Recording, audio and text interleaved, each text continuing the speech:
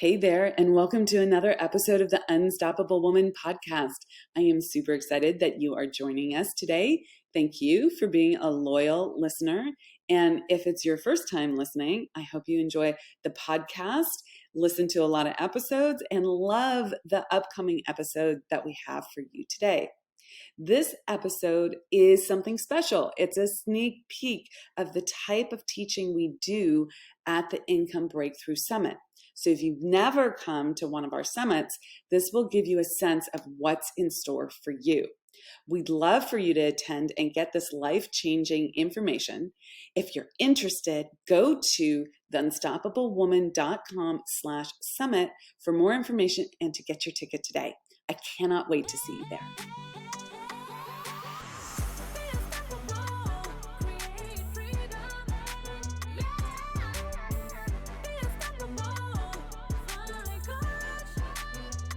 So you can't 10 times your income by 10 times in your work hours. Okay? Everyone talks to me about how overwhelmed they are with the amount of work they have, and yet they're not getting ahead. I had that experience. I know what that feels like. It kind of sucks, right? You don't feel good about the pace that you're moving at, what you've accomplished. You feel spun out. But fundamentally, even though putting in the effort is required, you cannot 10 times your work hours to 10 times your income. So if you're making $100K and you want to make 7 figures, you can't 10 times your work hours to 10 times your income, right? You can't just work harder. There are not enough hours in the day. The math doesn't work out. So you have to do something different. You can't do what you've always done, which is just work harder, push, grind it out. Now, there is a certain amount of persistence, consistency that's required. Absolutely, 100%. I don't want you to go into magical thinking about this, but you have to also think, I am working at my time capacity right now. I cannot create more time by some magic wand that allows me, aside different than anyone else, to have 3 more days in the week. It doesn't work. But you can create more time by managing your mindset. Time management is mind management. It's yes, you have to book your calendar. Yes, you have to frame things up and keep your schedule and have good boundaries and be clear about that. But really, the way to step out of overwhelm is mind management. What you're thinking about what you have on your plate, you have to make different decisions, and then you show up differently. And that all starts with changing your self-image. What's allowed for you, what you deserve, what you're worthy of. If you're in spin out, that's what your self-image thinks that you're worthy of. It doesn't feel good. Consciously, you're like, I don't want that. Okay, so if you need to do that, how do you make that happen on the practical level? We know on the inside, we have to change our self-image so that we become someone who is not available for spin out, is not available for the overwhelm, makes better decisions for herself, keeps those decisions, doesn't have weak boundaries on this, okay? And on the tactical outer game side, what are the 3 ways to make more money in business? You have to raise your prices, sell more of what you've already created, and add a new channel of income. Create something new. Add to your product or service offering. All 3 of those are a possibility that are on the table for you. And what we're going to go over this morning is if you raise your prices, how do you sell at that new price point? Or if you're just starting out and you've got the wobbles around sales, how do you sell at all? Most people have huge blocks around sales. They do not understand that sales is service. Sales is unconditional love. Sales is what you do for someone, not to someone. You're not taking anything from someone when you make a sale. You are giving them the solution to the problem that they have right now. That is a mindset shift.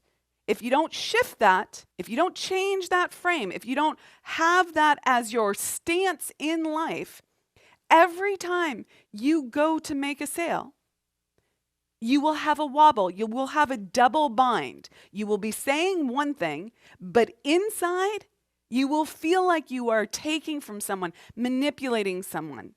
And that is what they will feel. And they will say no.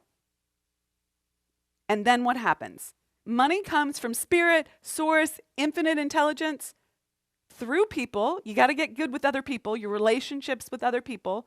Also really key to work on your self-image around that. That's your beliefs about yourself in respect to other people. And you have to learn how to move money through sales. Money comes from spirit, through people, not through elephants, not through the table, not through the iPad, but through people, through the mechanism of sales.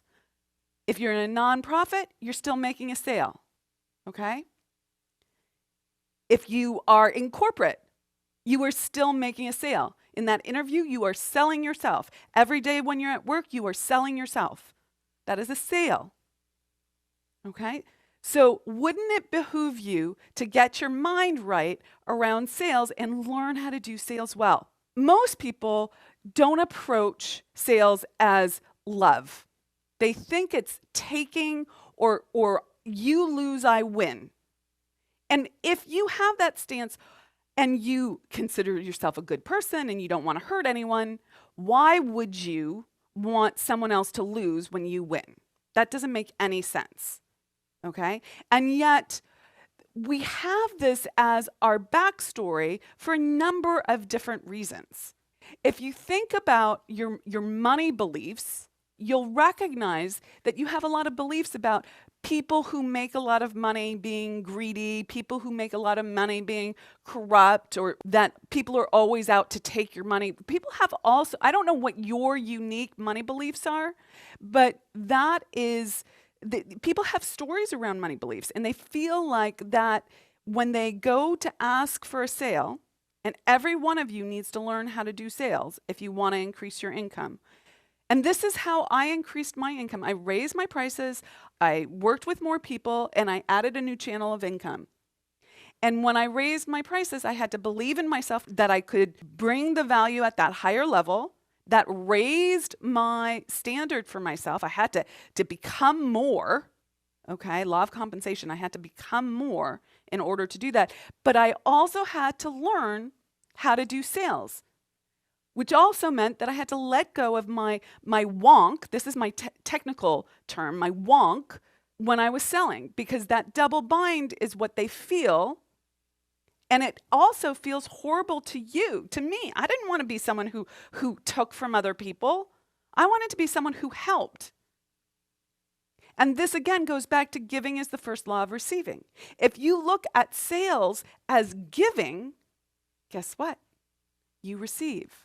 So what can you give in a sales conversation? You can give so much. Particularly, you can give clarity.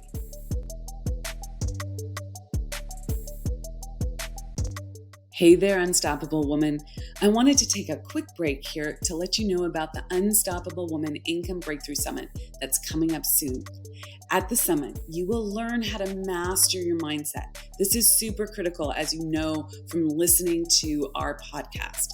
You will learn how to own yourself as a woman in business so that you can have a truly lit up and delightful life. Because quite frankly, what's the point of having all that money if you're not happy and thriving? And you will also learn the tactics and strategies required to scale your income. There's an invisible formula that almost everyone ignores that's required to make a quantum leap.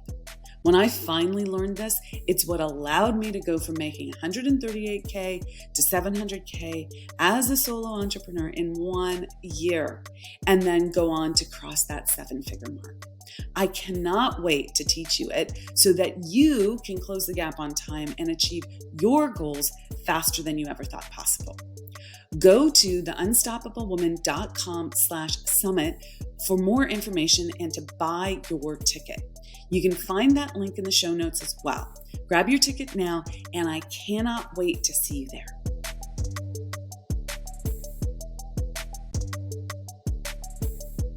I tell my clients, if there's confusion, there's a lie. If you are confused about something, should I do this or should I do this? What about this? What about that? Is this the right thing? Is this not the right thing? When there's confusion, there's a lie. There's an inaccurate concept in your thinking that is creating this confusion. We live in an ordered universe. It's not disordered, but your thinking is disordered based on a lie when you're in confusion. So you have to get in alignment with the order of the universe.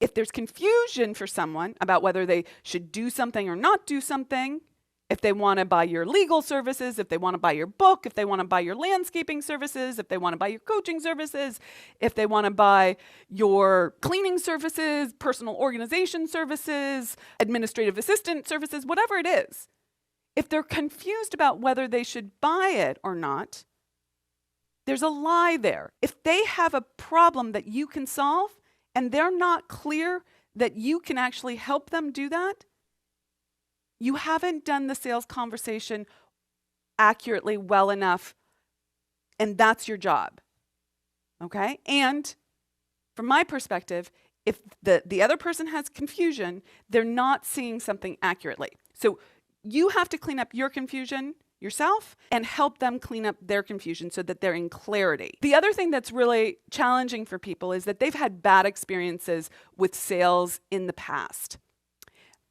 That's happened to most of us. Maybe it was buying a car. Maybe it was the salesperson in the clothing store telling you you look fabulous in that. And you get home and you're like, I do not look fabulous in that. That was like a big fat lie, right? Like we've all had some sort of poor sales experience. And we don't want to associate ourselves with that. We don't want to be that. So we resist doing sales altogether. Well, let's not throw the baby out with bathwater. Okay, that's not helpful. Okay. The other thing that happens is we've experienced people guilting or shaming us or even bullying us to make a sale. You're not enough if you don't do this. You're not committed enough if you don't do this. You're not good enough. Did I say that already? But I know that this happens for people and that people are out there doing sales this way. And it's icky. It's totally icky. And you don't want to be that way. So don't be that way, okay? And I want you to know that you can do sales in a way that's of service. And you have to learn this and wrap your head around it in order to make that quantum leap and make that income breakthrough, okay? I have a really strong stance in everything that I teach, whether it's sales or marketing or anything else, that I'm unavailable for guilt and shame.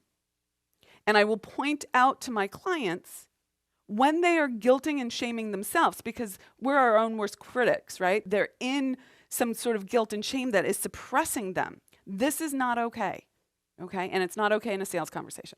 People buy because they want something. It's an emotional yes. It's an emotional yes, and it needs to be backed up with a logical yes. You need to connect people with both. If you don't, it makes making a sale very difficult, okay? It just is. People buy because they want something emotionally and they can see that it's going to solve something for them logically. So you need both. So you want to ask, what does the person want? So tell me, when you think about X, Y, and Z, what do you actually want? Notice the tone of my voice. It's very inviting. I'm listening. I'm curious. You have to be a good listener in a sales conversation. The next question is, what's important about that to you? You don't want to stay at the surface. You absolutely don't want to stay at the surface. They'll tell you, I want a new landscape design because I just want to sit outside and watch my kids play. And what's important to you about that? Right? You just asking that follow-up question with love, with curiosity, holding space for them to answer that. They might be like, wow, no one's ever asked me that, or maybe I haven't even thought about it. And they will tell you. And then you ask, well, what's stopping you from having that? And there's a lot of different ways to frame this question for different industries. Let's say you're a lawyer. What's your biggest challenge around executing on this? Okay, that's a version of what's stopping you. Okay? What's been challenging for you when you've, had a real estate transaction in the past? What was the biggest challenge that you had working with a real estate agent previously? Okay, something like that. What happens if you don't solve this? That's an emotional question. And you want to listen. You want to really, really listen, okay, to what they're saying. And then you're going to ask them, are you committed? Is this something that you're really committed to solving? Because they need to get into their yes before you offer the service, okay? And is there anything that would stop you? I'm constantly asking, whether it's a coaching call or a sales conversation, and they're one and the same, really, okay? Do you really want it? What would stop you from having it? Because I'm listening as a coach to, okay, we need to solve that problem, and that's a reflection of this, and that's a reflection of this, and that allows me to go deeper and deeper and deeper until we get to the core issue, and then we can solve that, okay? And I'm not necessarily solving it in a sales conversation, but I want to know, because I want to know that I can help them ethically. It's important. I want to know that my product or service can help them have more life, right? The more life directive, that it will help them solve the problem that they have, okay? And these questions, you have to approach them like you were saving their life. I know that sounds like hyperbole, but it's so important. This person wants something and their life is blocked, right? They're trying to grow and their life is blocked because they can't lose weight, okay? They can't get fit. They can't dress well. Now, will their life be over? No. But they really want it and they'll feel better. They wouldn't have matched to you, come to you, said that they were interested in your product or service if they didn't have some core desire that was calling them forward. Remember, desire is causative. So this is calling them forward. This is part of their evolution. You don't know how it's going to play out, but you need to approach it not like you were a guru, not like you are like someone over them, but someone who can truly help them, like an emergency room doctor. So you have to have that kind of urgency and an intention behind it. Hey, thanks so much for joining us and being part of the Unstoppable Woman movement. We have got a ton of free resources for scaling your business at theunstoppablewoman.com/free stuff. And you can find that link in the description below. So go ahead and check those out. And we'd also love your help in getting our message out to more and more women. If you'd be willing to share this video with all the unstoppable women in your life, that would be fantastic. And while you're at it, hit the subscribe button so you never miss an episode. Reviews, likes, and comments are greatly appreciated. We go in and read them all. So thank you for those. And thanks for listening, and be unstoppable.